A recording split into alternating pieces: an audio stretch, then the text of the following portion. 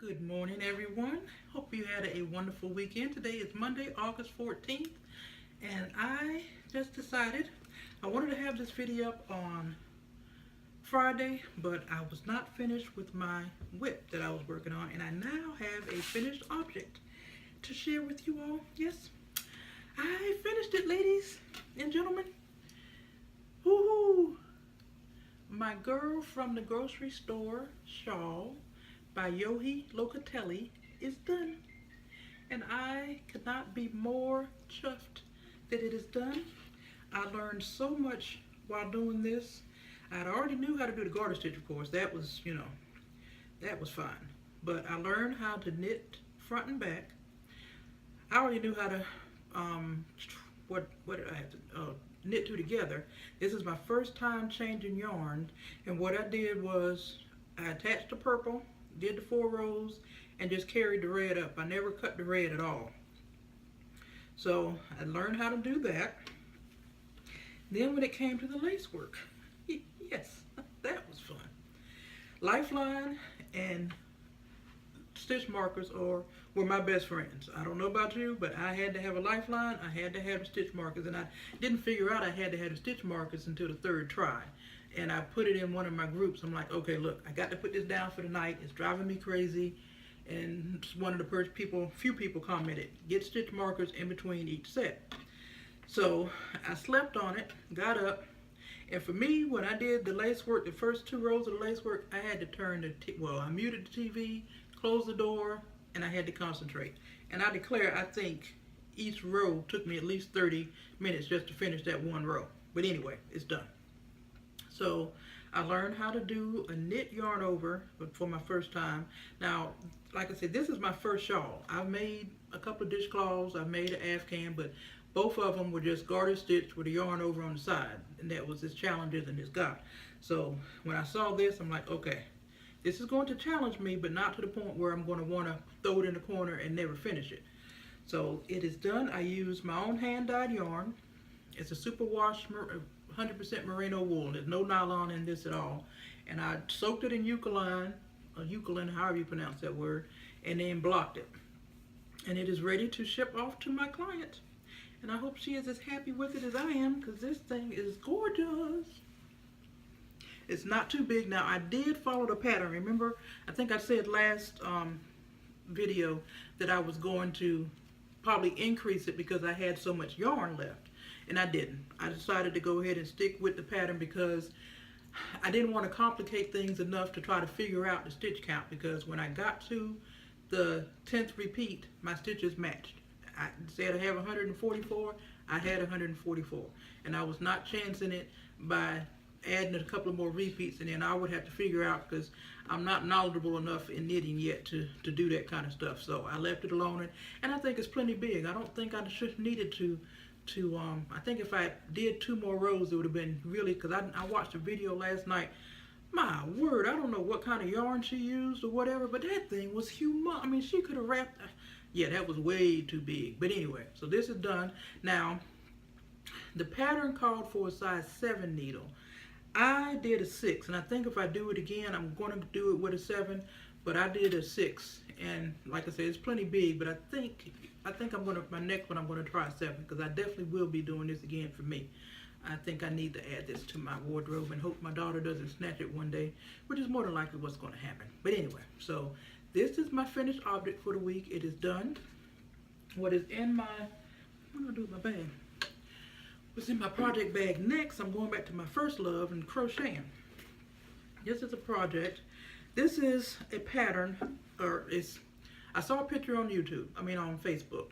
One of those Jenner girls was wearing something on the runway or whatever. I'm like, okay, that is neat. That is cool. And the price was like, they wanted I think almost $3,000 for that. And I'm like, yeah, okay, really? So I was showing it to my Pearls, Sandy's Pearls. The name of my group on Wednesday night is Sandy's Pearls. So I showed it to one of my Pearls ladies, and she loved it, and she was like, I have to have it. You can just wing it. So that's what I'm doing. So when I first started it, I don't remember what hook size I used, but it was way too small, and it was going to be way too heavy.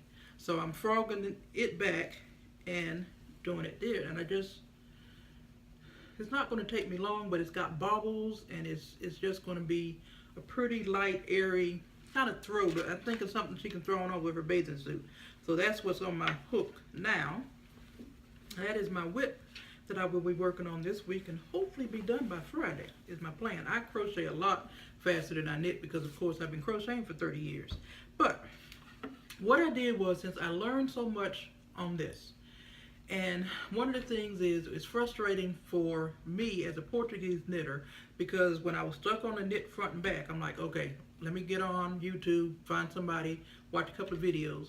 Well, their course of doing it either continental or English. Nobody's doing it Portuguese style. And there's very few. Very Pink Knits has a series of 7 Portuguese, but it's just a very little swatch. And it's like, okay, that helps, but I need more. So I finally figured out the knit front and back. I figured out the yarn over. So what I did was, I did up a little swatch of the feather and fan lacework that was used in this shawl to show you all. And at the end of the video, I'm going to show you how it looks being done Portuguese style. I have my little knitting pen. I put my yarn in my knitting pen, and I go from there. So I hope that helps those of you that are Portuguese knitters to see how it's supposed to look the way we do it versus, and I mean, there's nothing wrong with the way, of course, they do it, but if it's not your method of knitting, then it makes it that much harder to try to pick it up and figure out how you're supposed to do it, or how it's supposed to look for you. So I did that, and that was kind of neat. And just a little swatch. I'm probably going to end up doing a feather and fan Afghan for my granddaughter, or one of them. If I do one for one, I got to do one, so we'll wait on that one, because that means I have to do at least 3 of them. So we'll see. But that is it for me for this week. Oh, I keep forgetting about poor Clarice. She's standing here so patiently. This that Clarice is wearing this week is called the Crocheted Summer Bandana Cowl. It is a crochet pattern, of course, and it is a very simple pattern. It's a paid pattern on Ravelry, but what I loved about this pattern when I saw it was it's all one piece.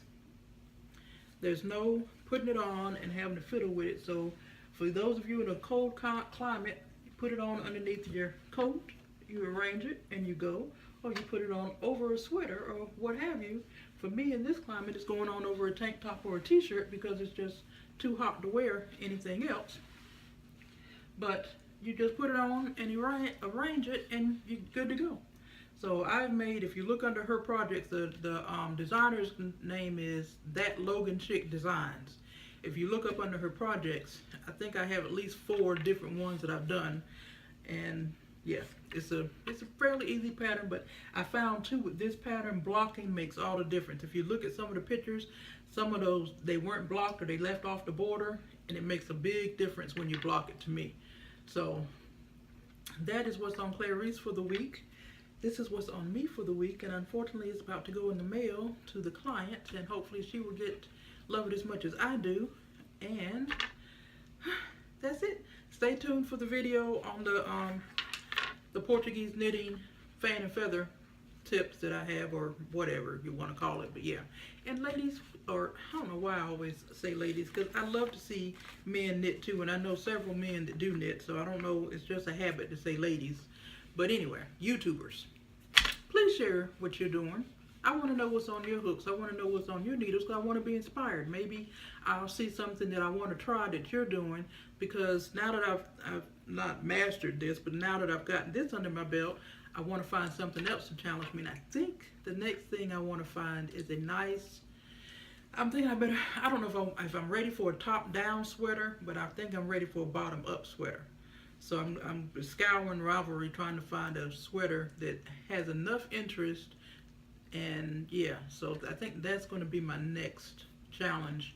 Is just, I don't know if I want to do set-in sleeves. I don't know, but challenge me. Tell me something that you think that I could handle at my stage in my knitting journey, and we'll see. But thanks for tuning in. Thanks for coming along for the ride, and I will see you next Friday. Take care. Bye. Okay, boys and girls. Okay, here is a swatch of the feathers and fan. Let me see if I have, oh, that's the wrong side. This is the right side. This is what it looks like. And it's a 4-row repeat. Okay. This here is just a garter border I put on to keep it from curling.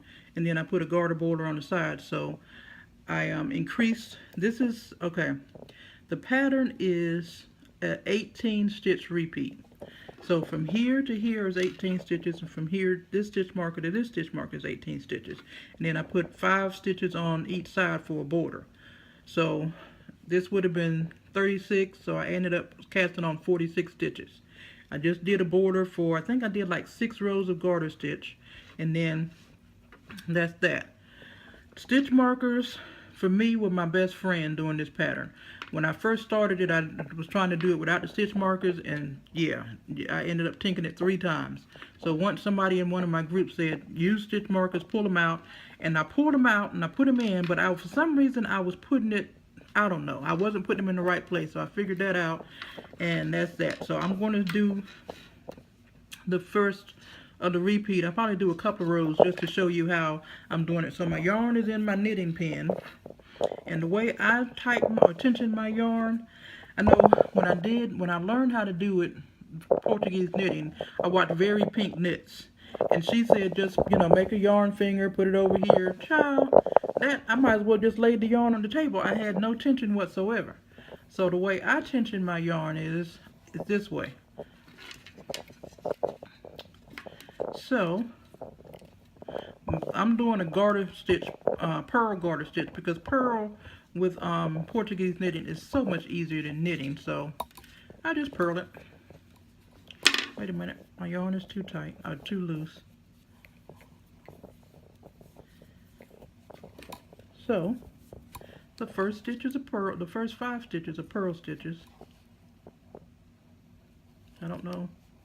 For purl, for Portuguese, you just put it in, flick your thumb, and that's it.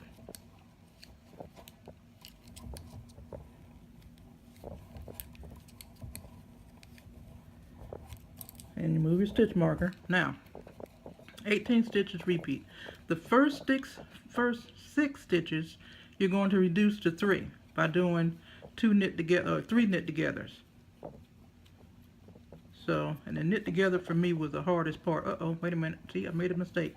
For purl or Portuguese knitting, your yarn is always on the bottom. For knitting, you want to move it to the top. So, let me go back. Knit 2 together.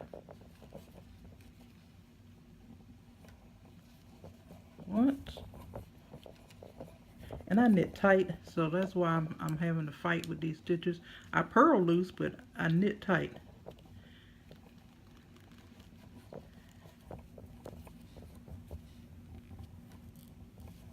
2,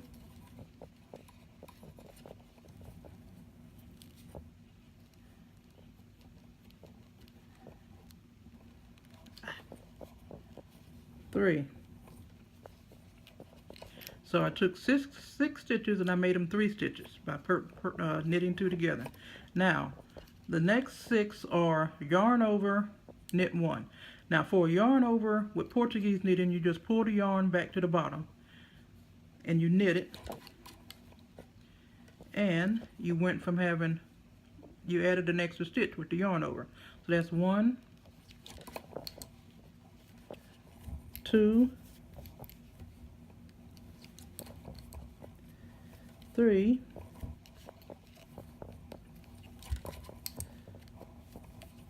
4,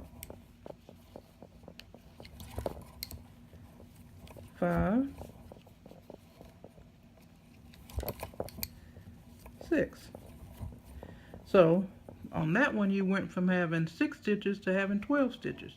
So 1, 2, 3, 4, 5, 6, 7, 8, 9, 10, 11, 12.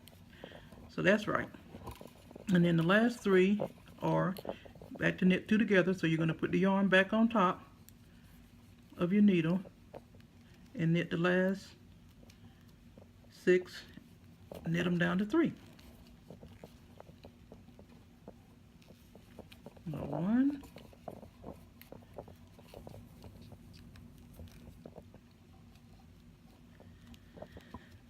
'This takes forever, and I'm sure there's an easier way.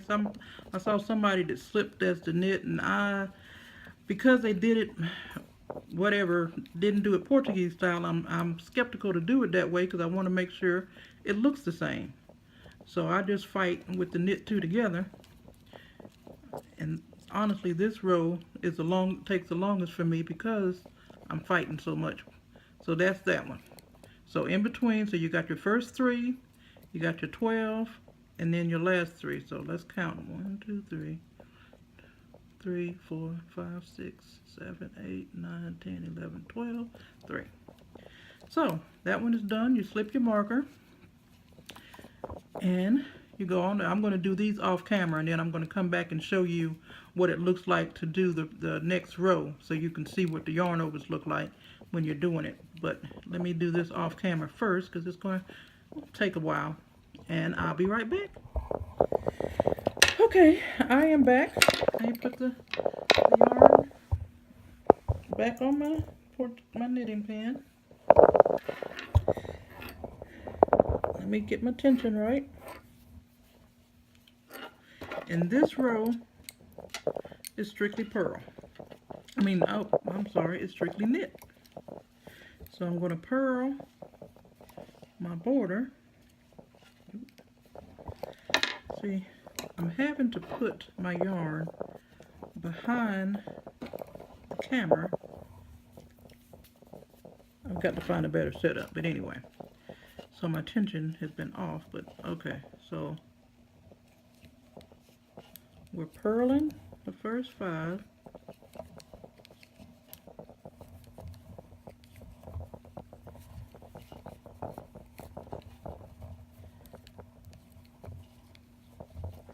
Slip that marker, and I keep these turquoise only have 2.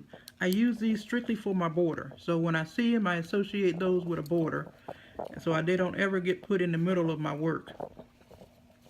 So now I switch the yarn back on top for knitting, and I'm going to knit all the way across.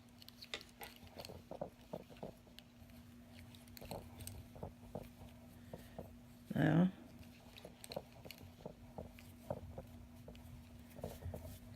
this is what the yarn over looks like. It's just not even a stitch. It's just, yarn over, but you still want to knit it, and you want to be careful when you're knitting it that you don't drop it. It's easy to get distracted. So whenever I did this row, these 2 rows, I turned everything off and just concentrated on that. And then once I got these 2 rows done, see, it's easy to forget whether you did it.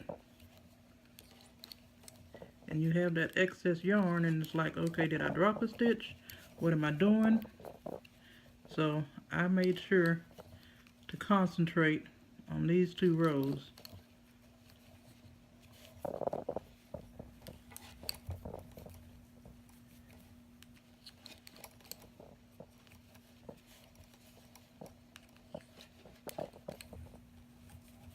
And I knit so tight, my darn cord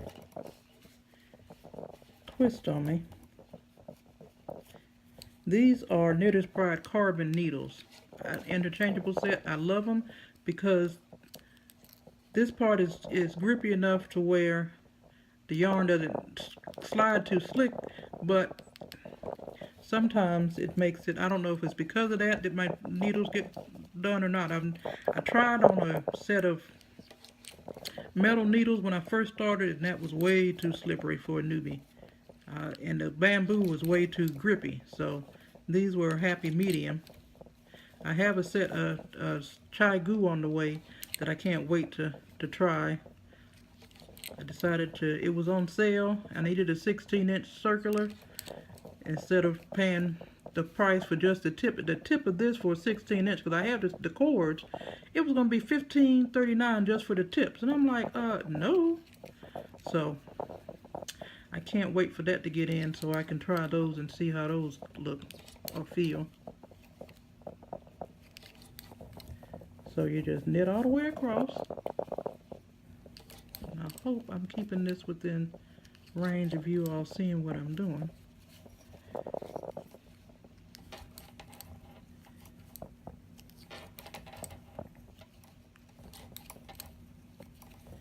And what I love about Portuguese knitting is I'm not fighting to hold the yarn. The yarn is in the pin.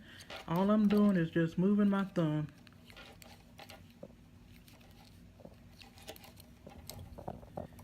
Okay, so I knit it all the way across. I slip my marker, I move my yarn down below, and purl the last 5.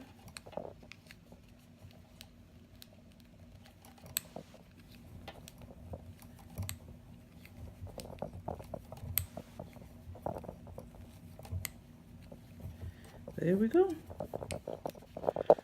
And the next row, you're going to purl the entire row, and then for the 4th row you're going to knit, and then you start your pattern all over again.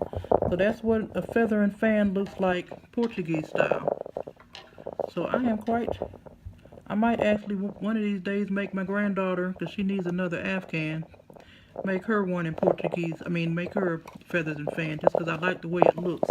But so that is that. I hope that helped for you all out there just knitting Portuguese style, to see how it looks from that point of view. And I'll see you on Friday. Take care. Have a great week.